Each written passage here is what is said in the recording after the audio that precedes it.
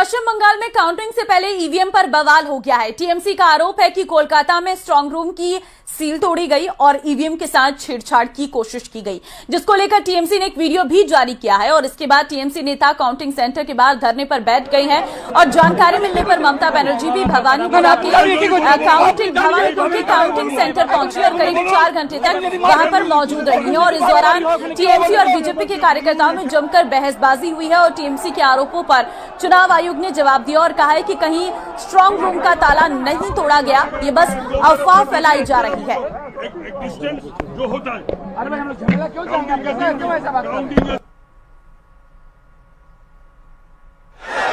तो देखिए, हम 2 तस्वीरें आपको दिखा रहे हैं। कुछ सीसीटीवी फुटेज भी आपके सामने है जो टीएमसी के द्वारा जारी की गई है। टीएमसी का ये कहना है कि स्ट्रांग रूम में धांधली की जा रही है। टीएमसी कार्यकर्ता और पुलिस जो है वो आपस में भिड़ते नजर आए। आप तस्वीरों के माध्यम से देख भी सकते हैं।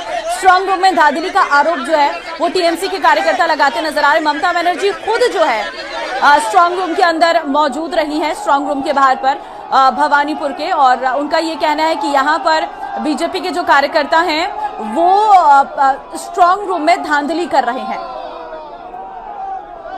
ईवीएम मशीन है, इधर में स्टोर रूम है। तो आप लोगों को जानकारी है कि नेताजी इंडोर में सीसीटीवी जो हम पाए गए और बहुत सारे जगह में कि उधर में मैनिपुलेशन हो रहा है और बाहर का आदमी आके वो खुल रहा है, देख रहा है, पोस्टर डाल को इधर उधर कर रहा है। दादा चुप। वो देखने के बाद मैंने जब सीसीटीवी देखा टीवी में, तो मैंने सोचा मैं भी उधर देख के आऊँ। तो पहले तो सेंट्रल फोर्सेस मेरे को एंट्री करने नहीं देते थे। उसके बाद पूछा किसी से, बोला नहीं हमको जाने का हक है, बिकॉज वो लोग पहले किसी को अंदर में ही जाने नहीं देते।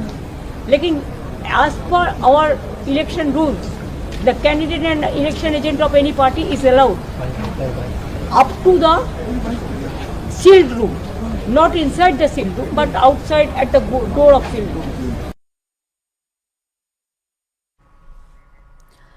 दूसरे फेज की वोटिंग के बीच कई जगहों पर गड़बड़ियों की शिकायतें आई हैं। फाल्टा सीट से भी एक हैरान करने वाला मामला आया है सामने। बीजेपी के आरोपों के मुताबिक फाल्टा में ईवीएम पर कमल के निशान को जानबूझकर टेप से ढका गया। बीजेपी के आरोपों पर चुनाव आयोग एक्शन में आ गया है, तो वहीं फाल्टा सीट पर वोटिंग के दौरान सुरक्षा सख्त कर दी गई। ब्लॉक पड़ा के दो, ब्लॉक पड़ा के दो। पश्चिम बंगाल के दक्षिण 24 परगना की संवेदनशील सीट फाल्टा विधानसभा से वोटिंग के दौरान आई इन तस्वीरों ने बंगाल से लेकर दिल्ली और चुनाव आयोग तक हड़कंप मचा दिया।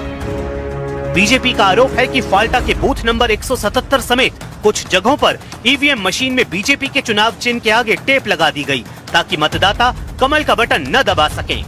बीजेपी के IT cell head Amit Malviya ने एक वीडियो शेयर करते हुए सीधा हमला टीएमसी प्रत्याशी जहांगीर खान पर बोला। मालवीय ने इसे डायमंड हार्बर मॉडल करार दिया।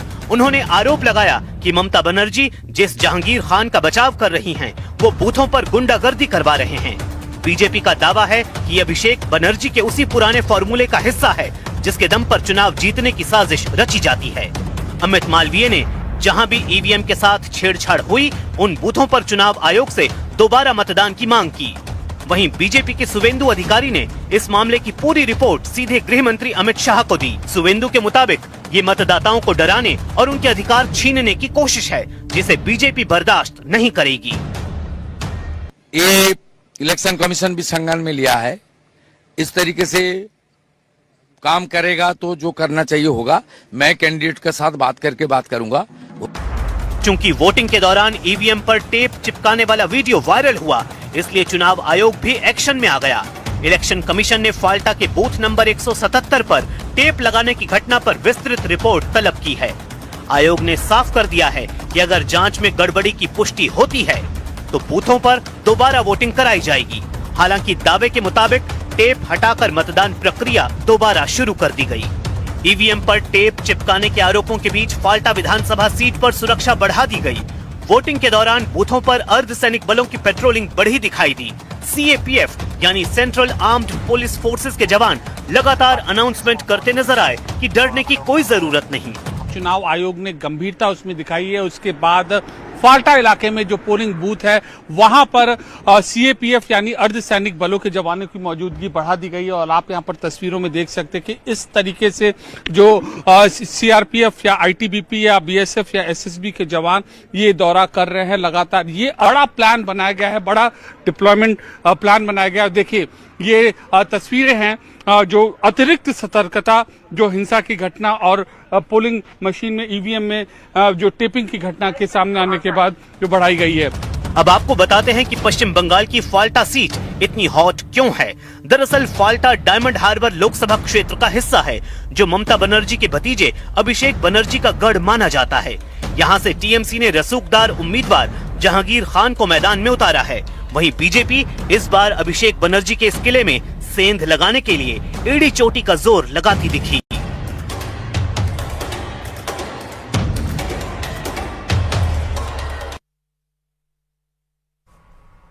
बंगाल का फाइनल रिजल्ट ईवीएम में बंद है। 4 मई को ताला खुलेगा, लेकिन इस चुनाव में जो सियासी तपिश रही उसने पूरे बंगाल का सियासी मूड बदल दिया।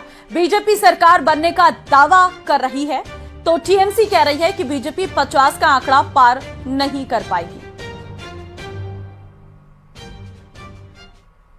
4 मई के बाद कानून अपना काम करेगा, चाहे कोई बड़े से बड़ा गुंडा क्यों न हो। इस बार न्याय होकर रहेगा। रोशनी चाँद से होता है, सितारों से नहीं। आम जनता का मोहब्बत तृणमूल कांग्रेस से होता है, बीजेपी से नहीं। पश्चिम बंगाल विधानसभा चुनाव में इस बार जमकर प्रचार हुआ तो चुनावी शोर के बीच दावों की तपिश भी तेज दिखी। एक तरफ बीजेपी ने 4 मई की तारीख मुकर्रर कर दी है तो दूसरी तरफ टीएमसी ने दिल्ली की गद्दी तक पहुंचने की हुंकार भरी है। प्रधानमंत्री नरेंद्र मोदी ने बैरकपुर की धरती से सीधा संदेश दिया कि 4 मई को बंगाल में बीजेपी सरकार का शपथ ग्रहण होगा। वहीं टीएमसी ने भी बीजेपी को 50 सीटों पर समेटने का दावा ठोक दिया है। जहां जहां गया हूं, बंगाल के लोगों का जो मैंने मिजाज देखा है, मैं इस विश्वास के साथ वापस जा रहा हूं कि 4 मई के नतीजों के बाद बीजेपी के शपथ ग्रहण समारोह में मुझे आना ही है। Onus is on you to go and ask the BJP leaders. Every time you have predicted something, eventually it has turned in Trinamool's favor.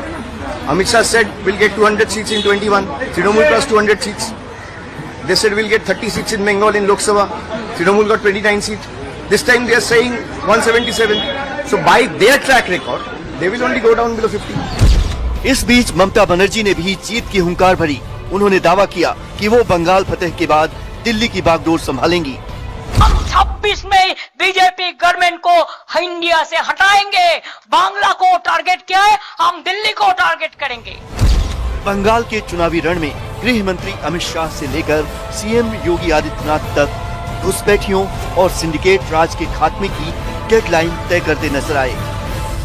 Bharatiya Janata party की सरकार बनने के बाद व्यापारियों से कोई भतीजा टैक्स, भाईपो टैक्स नहीं लिया जाएगा। सिंडिकेट को हम समाप्त कर देंगे। जब 4 मई को परिणाम आएंगे तो बंगाल के अंदर भगवा ध्वज लहराया जाएगा। बंगाल का अंधकार समाप्त होगा। बंगाल फिर से सोनार बांग्ला बन करके अपनी इस पहचान को आगे बढ़ाएगा। दावों की इस लड़ाई में निजी हमले भी तेज हुए। सुवेंदु अधिकारी ने दावा किया कि ममता बनर्जी अपने ही गढ़ भवानीपुर में चुनाव हार रही हैं। वहीं विपक्षी खेमे से तेजस्वी यादव ने ममता को संजीवनी देते हुए कहा कि बीजेपी की हार में ही देश की जीत है। कांग्रेस भी पीछे नहीं है। अधीर रंजन चौधरी ने टीएमसी पर डर का माहौल बनाने का आरोप लगाते हुए उनकी हार को तय बताया। ये तगड़ा है, ममता हारेगी, बहुत वोट से हारेगी। वो लोग क्लेम कर रहे हैं कि 225 से जीतेंगे। वो क्लेम करने दी। चुनाव के मामले हम इतना कहेंगे कि बीजेपी के हार में ही देश की जीत है। भाजपा और तृणमूल दोनों मिलके ये दोनों मिलकर यहाँ रहना चाहते हैं, बाकी किसी को घुस नहीं देना चाहते, इसलिए ध्रुवीकरण की राजनीति दोनों को पुसाते हैं और ध्रुवीकरण की राजनीति करेगी। बंगाल का ये चुनाव अब नारों से आगे बढ़कर अस्तित्व की जंग बन चुका है। अब 4 मई को पूरा देश देखेगा कि जनता किसके दावों के साथ है।